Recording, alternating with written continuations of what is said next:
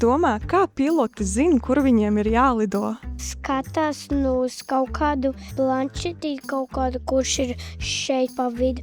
Pavašieli pasaka, kur viņiem jābrauc. Pasaka pasažieriem. Viņam saka, cilvēki, kur sēž tādās lielos torņos. Cik augstu var lidmašīnas uzlidot? Cik augstu, cik viņas var. Es domāju, līdz pat cik debesis. 1000 kilometri? 200 kilometrus. 10 kilometrus? Jā, aptuveni, jā. Kā lidmašīnas ar visiem pasažieriem var noturēties gaisā? Es nezinu. Jo viņai ir spārni.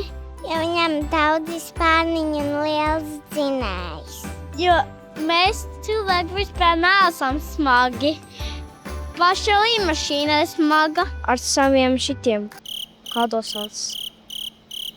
Spārniem. Ar spārniem. Kas notiek tad, kad lidmašīna lido cauri mākoņiem?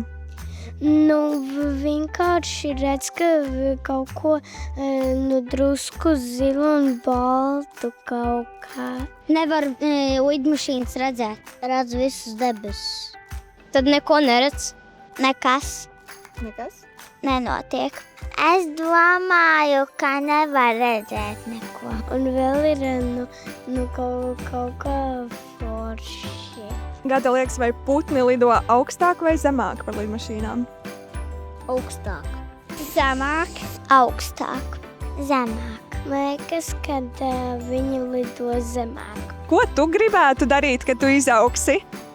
Būt kosmonautu. Pa kosmonautu. Pa princesi.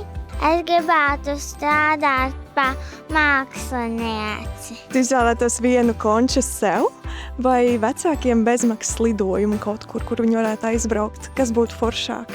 Es gribu sev kaut. Bezmaksas lidojumu vecākiem. Bezmaksas lidojums vecākiem. Vecākiem bezmaksas lidojums.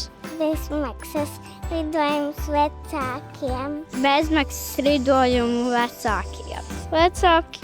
No viens sev konču.